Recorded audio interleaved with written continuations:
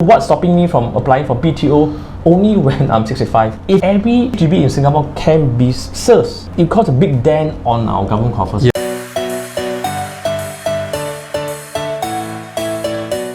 How do we unlock the value of our HDB flats? We understand that this question applies to the different people differently. Right. Because for HDB dwellers, there are people who are on the younger side, Right. people who are on the not too old, not too young side, Right. and also people who are on the older side. So for these three different group of age groups, this particular question will apply very differently. So maybe we start from the youngest group, Dennis. Yes. I would say for method number one is the one that is very commonly seen, Yes, Dennis. young couples. For young couples. Yep. So typically for young couple, first of all, it depends on how did they get that HDB in the first place. Right. Because as we all know, there are two routes of getting a HDB. There's the build to order method, Right. or what we call BTO, Yep. or the resale method. Now, depending on which route they go, the appreciation that they have may be high, Right. maybe low, or maybe even negligible in some Right, cases. right. But ultimately, the key goal is to unlock and for them to be able to buy a private property. Yes.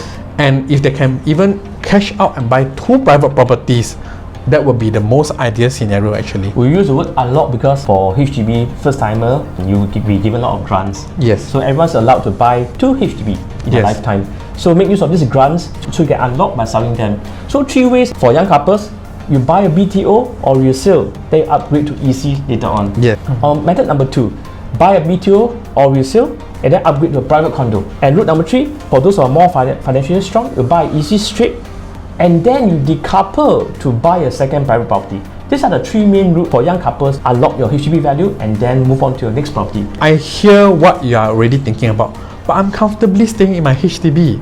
Why do I actually want to unlock my value and go through all this hassle and undertake a bigger mortgage in this case? Right. Well, the answer is actually very simple, because as you move on to your HDB, no doubt that it is very comfortable and may Right. suit your need. But as the passing of time goes on, everyone's needs have changed. The appreciation for HDB, no doubt, it may be good for those BTO ones especially. It was hit a cap or a certain Yes, limitation at right. the end of the day. Now, even if you choose to stay on at the HDB and for all of its 99 years, there is a possibility you may not get anything back in return, which we will touch on one of our later videos. The term is called lease decay. So for any be it private condos or for HDB, once your lease is gets older, there will be this lease decay factor. Yes. Especially for those HDB that crosses 40 years old. That means remaining about 60-year lease. Yes. There will be a lot of limitation on CPF usage or even the bank loans. So that one will set in, so that will affect the price. But whereas for a private condo, or what we call the private resale market, you have a chance for a higher appreciation, especially if you're buying a new launch. And also, even if you buy a private resale that's on the older side, there's always the opportunity to unlock the value through an en-bloc process, which is not applicable to HDB, Dennis. To put things right, there's nothing wrong with staying in your HDB flat that you are comfortable with and stay until you retire or all the way. But because the topic today is about unlocking the value. Yes. So if you prefer, hey, I'm comfortable in this HDB flat, by all means go ahead. Yes. But because, as we mentioned, the topic is about unlocking the value. Yes. So we are sharing from the economic point of view. Yes. How can you unlock the value and then move on to the second property? Because I will say, Dennis, what will you think is the amount of appreciation typically for private resale, especially for new launch? Can I say 100k is very doable, or 200k? I think if you buy a new launch from day one and under TOP, likely 3 to 4 years later, 100 to 150k should be quite safe. 3 to 3.5% at least per year growth for a new launch as a guide for the percentage gains you can have. That is the kind of example I was talking to you guys about, which is the reason why a lot of young couples, especially these days, they're inclined to go towards this new launch direction, even though they are comfortably, happily staying in their own HDB at the moment. Putting the numbers aside, what I can say is that you must understand that at the end of the day, the government wants HDB to remain bread and butter, Yes. remains a home for everyone. It's not meant for speculation. Yes. So private, in a way, will be left to a market demand and supply factor. So government cannot over intervene. Yes. And there could be cooling measure, but you cannot overdo it. It's like, for example, a few years back, HDB cannot do decoupling anymore. Yes. But it's still allowed in the private sector. Why? Because it's private. private, you should not interfere too much. It's not Yes. become a controlled market, which is not what the government wants. Yes. For the private resale market, a lot of it is left to market forces.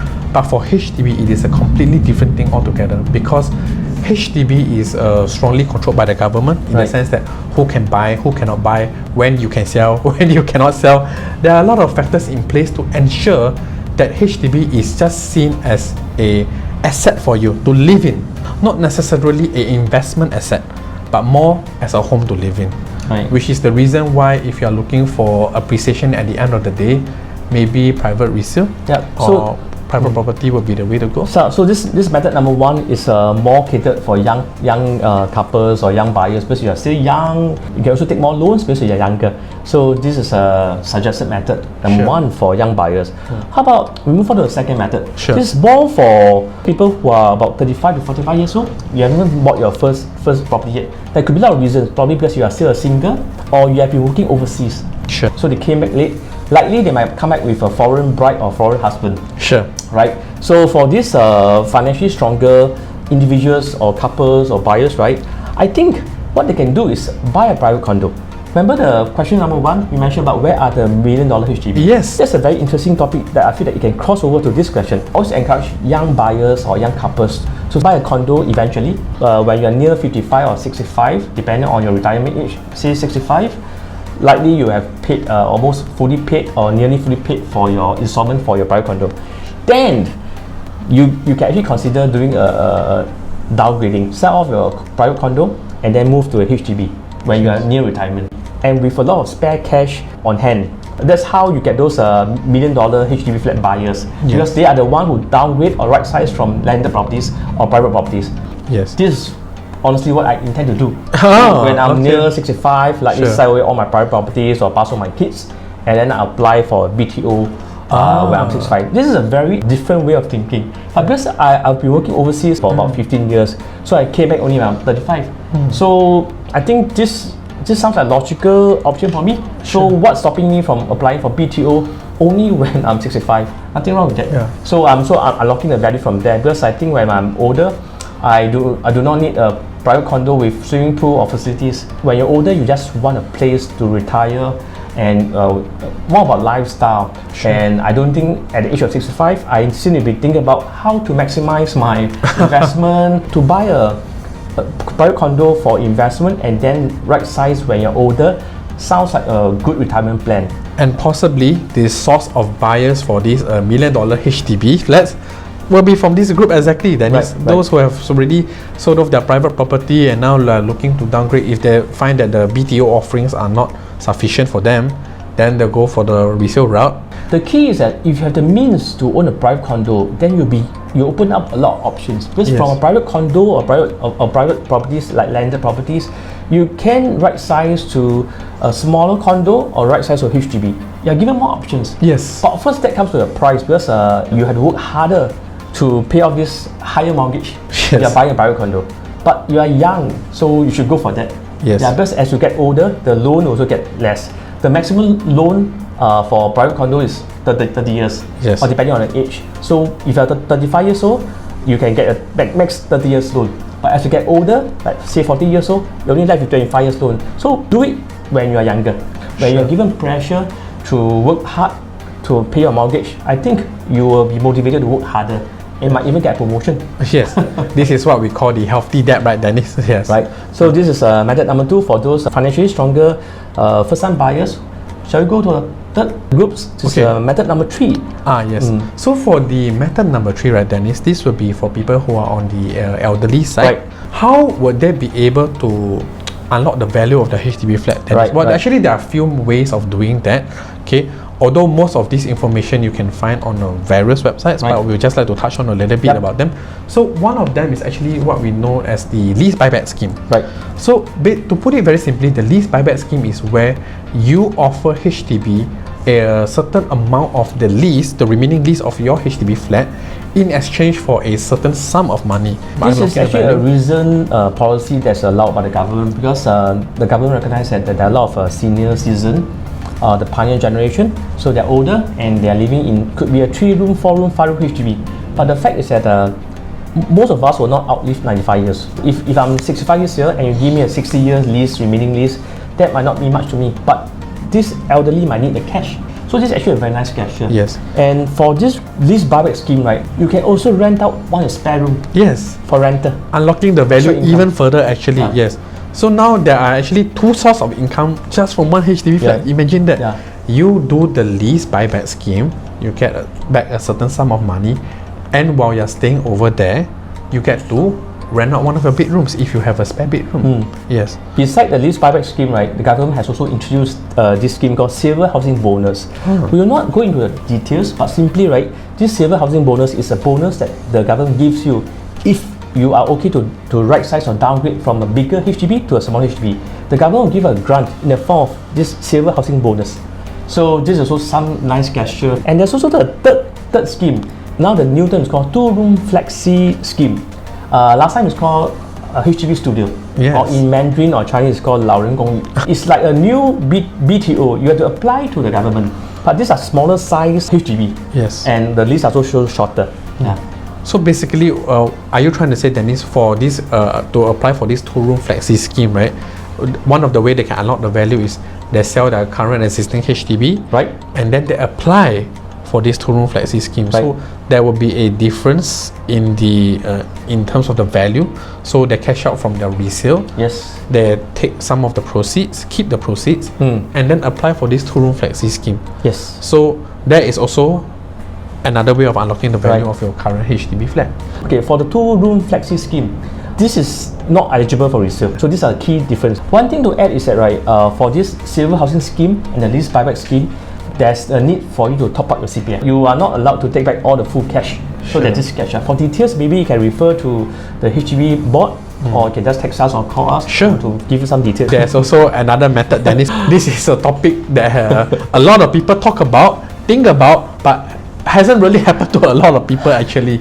Okay, now this is what we are known as SERS or SERS, which basically stands for Selective En Bloc Redevelopment Scheme. It's the so-called HDB en bloc. This is the HDB en bloc, right. because when Minister Lawrence put in his blog post back in 2017, he mentioned that not all HDB flats would be eligible for this particular program. He's right. He's absolutely right. Now, but maybe in the past, Dennis, this was the fact all along, but it just took a minister to reaffirm that message. Then people suddenly, oh yeah, it really doesn't apply to everybody. So what it means is that with the moment that statement was announced in his blog post back then, right, a lot of people were suddenly becoming a bit more wary of buying those older HDB flats, because now they realize that, oh, ultimately at the end of the road, they may not be a direct replacement. Right. So let us explain what this Selective En Bloc Redevelopment Scheme basically means. Right. So it basically means that this particular older HDB flat has redevelopment plans. The government need to vacate the people staying over here, so they give you a like-for-like replacement. Right. Meaning to say they give you another HDB Right. at a location not too far away from this exact location. But most importantly, then is fresh 99-year Right, lease. fresh. That is the key thing over here. Subsidized. Subsidized as well. Yes, correct. So when their area has been put up for en bloc, they have two choices: stay put, wait for the en bloc to happen, move to the new place. Right. The second method, which not a lot of people do take up, but I have seen it happen, is they sell the flat. But when they sell the flat, the incoming buyer is aware that this area has been put up for en bloc, and they buy the flat. Meaning to say, the transfer of the en bloc rights. Sell the rights to. They sell the en bloc rights to the new buyer. But of course, there's definitely a premium attached to it, Of because course. you're getting a fresh 99-year lease at the end of the day, right? But for the further terms and conditions, you may have to refer to the HDB website Right. for the fine print. Other than SERS, very recently there's also another program that Adaptation, it's like a mini adaptation. It's called VERS.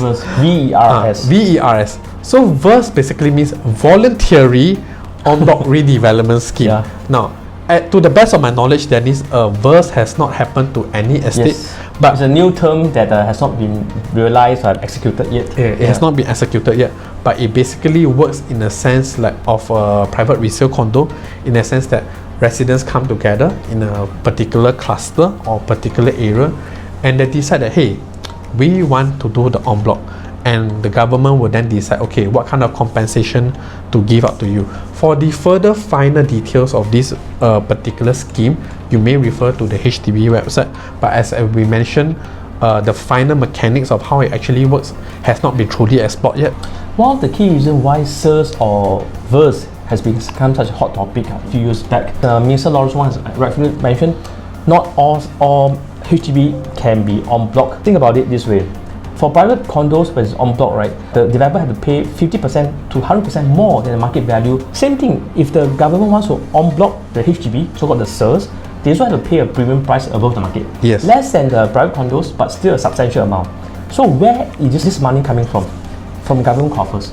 So if you hope that every HDB in Singapore can be SIRS, it causes a big dent on our government coffers. Yes. So practically it's not possible at all. From the government table, you can see from this table alone, only 5% of flats are suitable for sales. Yes. First, as we mentioned earlier, it's still a work in progress. So how will it play out? We can only watch. But first, definitely will not be as attractive as SIRS itself. So in conclusion, SIRS is not for everyone. Yes. It's for the lucky 5%. So, Yes. so these are the 4 methods that we can share with you how to unlock the value of HDB flats.